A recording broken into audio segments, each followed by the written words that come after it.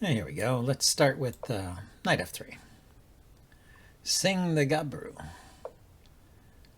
c5. Okay, so that stops me from playing the here, I'll go ahead and fianchetto. It stops me from playing the Reti gambit. But I can do a fianchetto here. Let's see, it looks like he wants to get in the move d5. Let's go ahead and play c4 there. Trade it off if it comes forward. Then continue.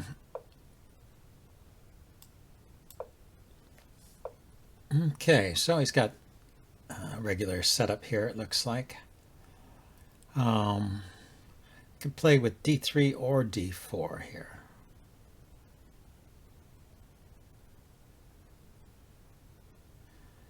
Let's develop here.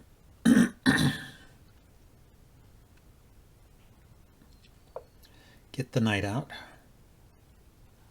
So d4, he takes, I take.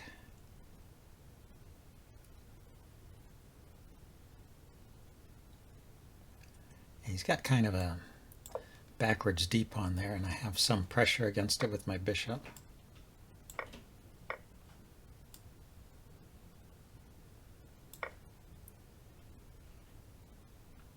Opens up this diagonal for the light squared bishop too. So is there anything I can do to exploit that immediately? The knight can hop into b6 there. Knight a4 to b6. If I play knight a4, he could play b6 himself and stop me. No, I can just take it then. And let's say I can bring this bishop out at a certain moment. But maybe not just yet. There's no check here. I was just thinking if my king were still there, the queen here check would be a good answer. Pawn forward, I take it.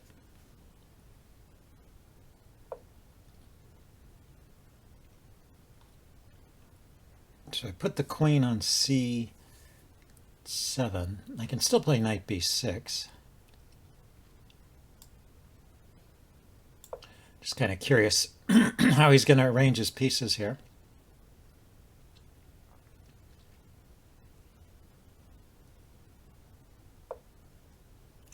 He's going to put it there. Now bishop to f4, hitting his queen. I'll probably block with the pawn. Can't block with the bishop, I'll take it. He can block with the pawn. Can I exploit that by pushing the pawn forward? Does not look like it because he can take with the queen. Well, I could do it in stages. Let's see. I go here. But after he plays... well, let's provoke that anyway. After he plays d6, he's threatening e5, forking these two pieces. So I do have to respect that. Maybe here.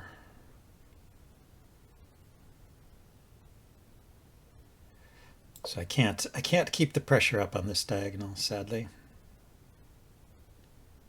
I wonder if there's a problem with my queen and knight here. Anyway, I want to put a rook on the c file and push the c pawn forward if I can. Maybe I can't. Well, if it's just the knight that gets into trouble, I can always take the bishop here. Yeah, let's go ahead and do that now then.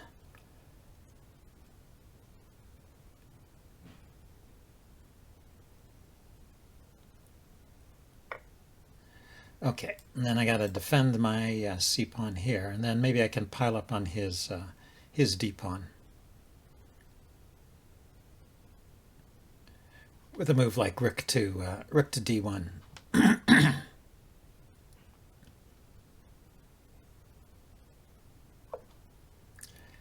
Yeah, he kicks the bishop now. That's good timing, I guess. If I take, he'll take back with the bishop, and there'll be this big skewer here, so I will just drop back.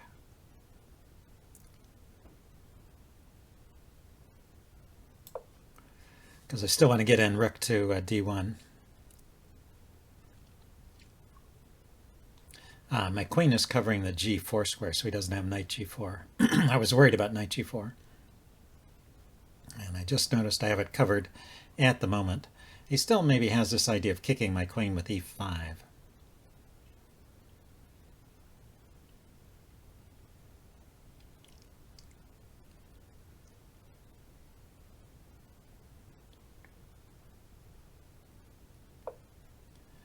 So he drops the knight back. Okay, let's attack that d-pawn.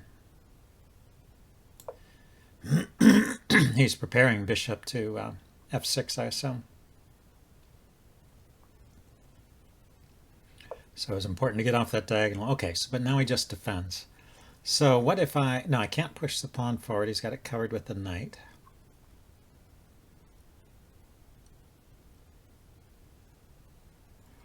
Let's swing over to the king side then, see if we can stir up a little trouble over here. Threatening on h6.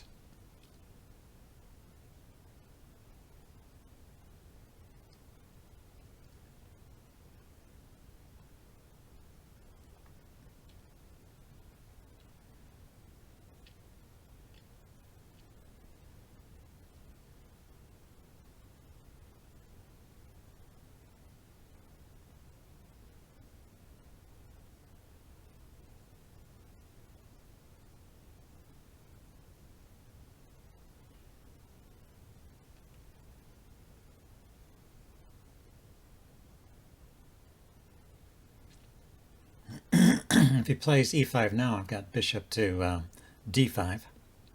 Might be handy. He can bring his knight out to harass, though, right? Knight. The knight can go right back to f6, where it came from. Actually, knight f6 now might be a good move. Okay, so that's not so great, right? I can just take this pawn. So you have a clever tactic like knight here, hitting my queen. Yeah, I take here. He plays knight e5. So bishop h6, knight e5. The queen needs to keep the pin on, or or there's trouble. And yeah, I have no way to keep the pin. And he's got g7 defended. So yeah, bishop h6 doesn't work there.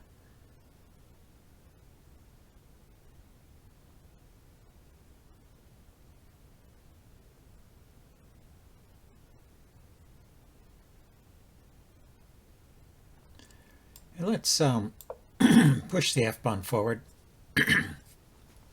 Try and soften up the king side a little bit.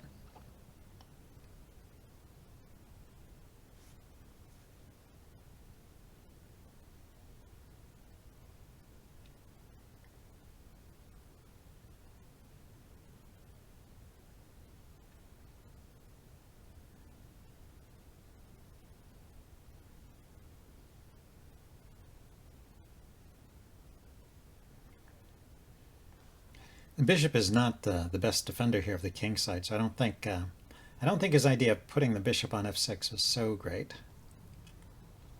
I mean, unless it was accompanied by a tactic like the skewer, and it's always worth picking up the exchange. But really, I think he'd rather have the knight here than the bishop at this point.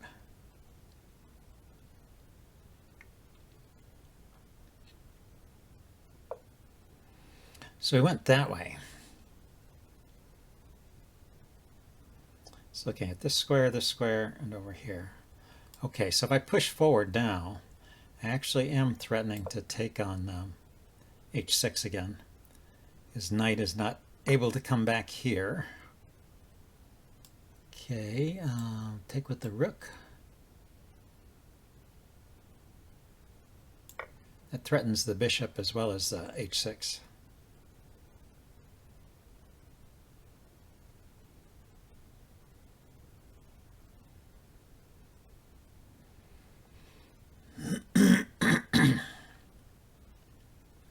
He can attack my bishop. I could take here.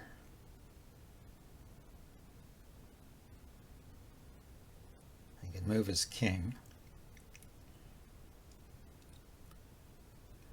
And I retreat somewhere, maybe here.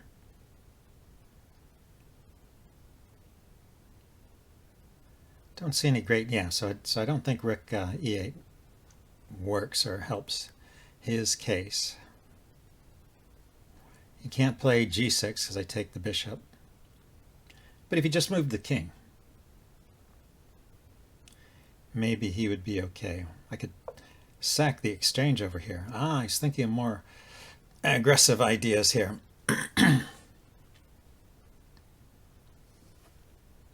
So my queen is unprotected there. So if I play bishop h6 now, and he plays g6, well, the g-pawn, it's pinned, but it's supporting queen takes. Oops. Don't move anything accidentally. Bishop takes, then g6. Then what do? Oh, I could just drop my rook back, defending my queen.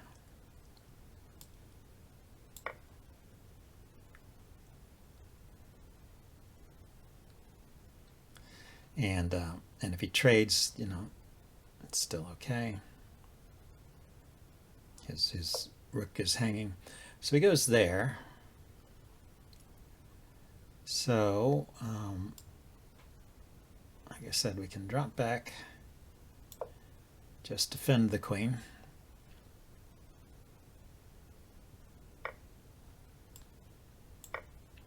And there's still this pin here, so I'm not losing my bishop.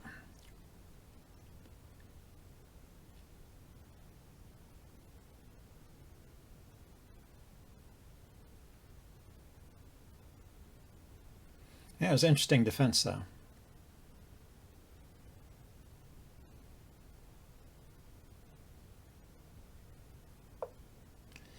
Yeah, he hits this guy.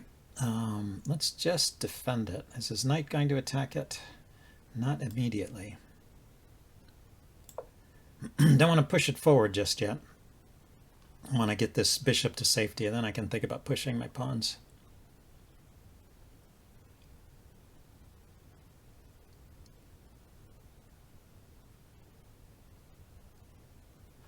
Or attacking his pawn. I think his my next target is his d pawn here. That looks vulnerable.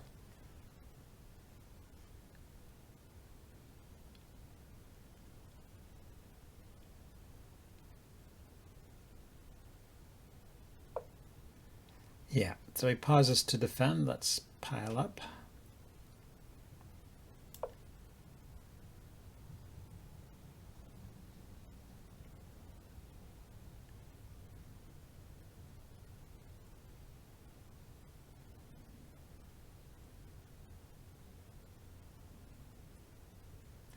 Can defend with the bishop to e7 or e5, or the rook.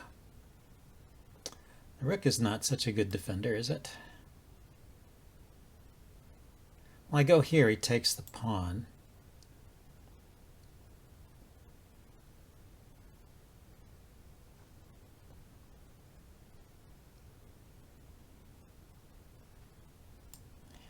Let's get rid of that dark squared bishop here.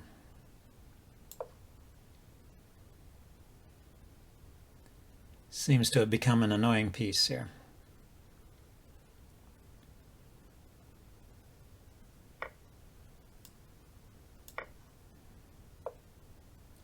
And then here, let's see, the knight can hop into these squares. Not a big deal, right? So if I just take the knight, he takes, I can't take the pawn. I have to defend here. True. So how about if I double like this and then threaten to take the knight? Ah, he's got the fork. He's going for the fork. So I drop this rook down. Can go here or there, and I can come over. Here, I take it. If he goes here, I move this knight, or this rook rather. Yeah, let's threaten his knight. Drive it away from that square. Aha! He doesn't take the threat. Doesn't take the hint. Okay. If he plays g4 now, I can take, or if he plays g5, I can take f5. And I am just going to take that knight if he doesn't do much else.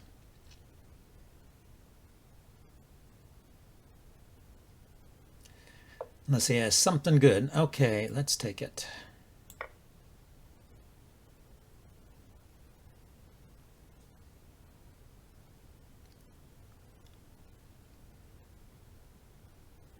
I'm going to keep taking and then take the d-pawn.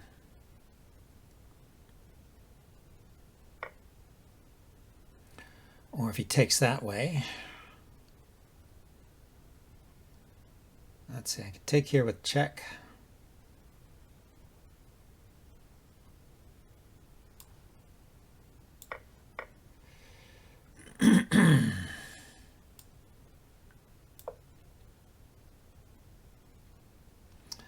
This pawn is kind of loose.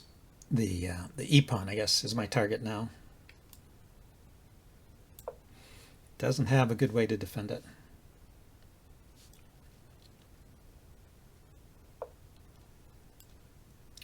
Yeah, he can defend it with the king. Oh, that's funny. I thought the king was not fast enough for some reason.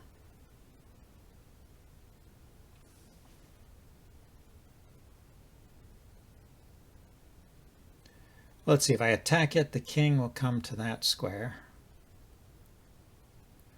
Yeah, let's attack it. Maybe I can use my pawns here to restrict his king.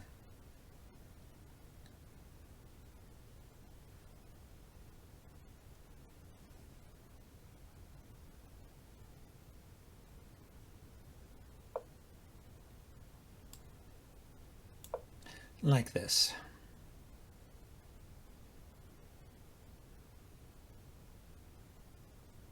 Gonna push the pawn to g4.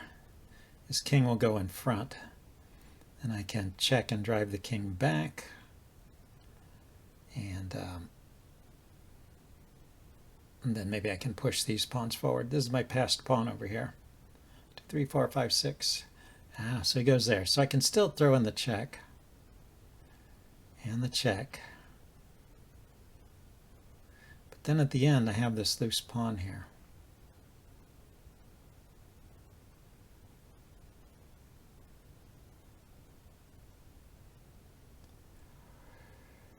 Or we could deal with this as a trade. I take here, he takes there.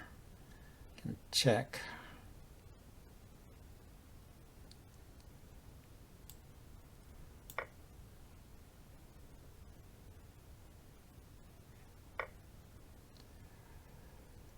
If I go here and he takes the pawn, I take his rook, he takes my rook.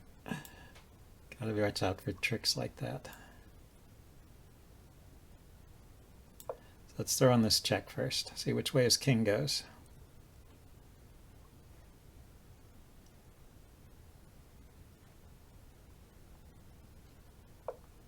So where's my passed pawn now? I guess it's, okay, let's defend that pawn. 1, 2, 3, 3 on 3, 2 on 1. So, I don't know, one of these two over here, I guess, has to become a passed pawn. Or if I trade my e-pawn for his d-pawn, then I'll get a passed pawn on the queen side.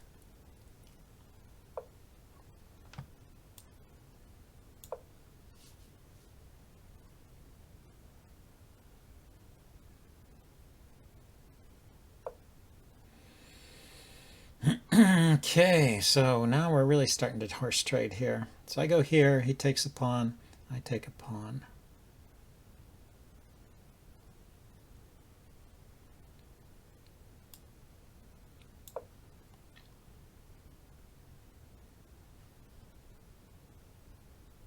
And my rook can come over here and defend this pawn. It's my idea. He takes, I take, he attacks this pawn, I come over here and defend it. But maybe he has some intermediate moves, say, like that. He just defends there.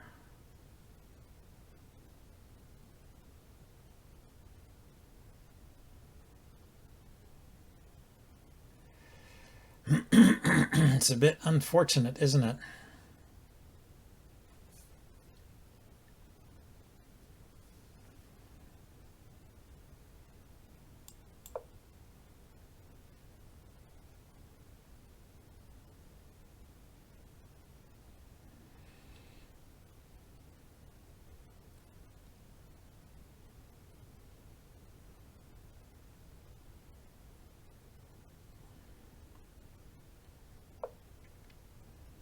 So he goes back.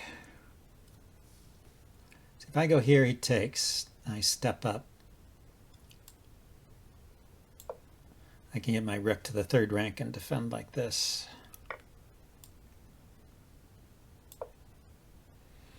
I had to give up a pawn to do that.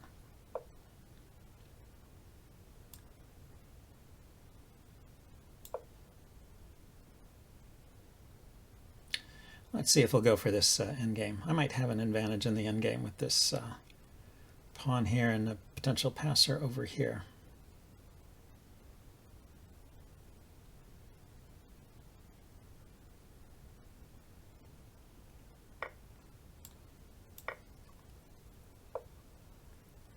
So let's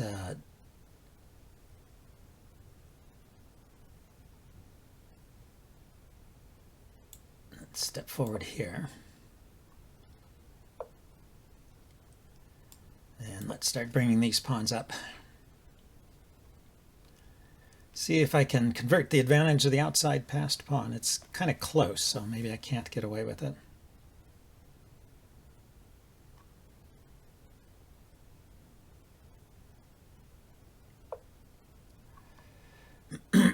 Okay, let's go ahead and take that.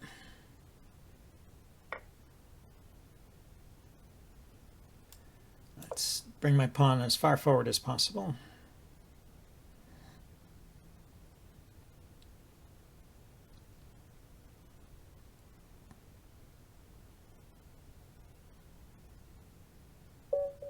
He ran out of time. Well, I guess we can check that out in the post-mortem. Anyway, I'm going to upload this game. I've been having a bunch of tough games in a row. People seem to be playing above their level, or maybe I'm playing below my level. Anyway, I will see you guys later. Bye.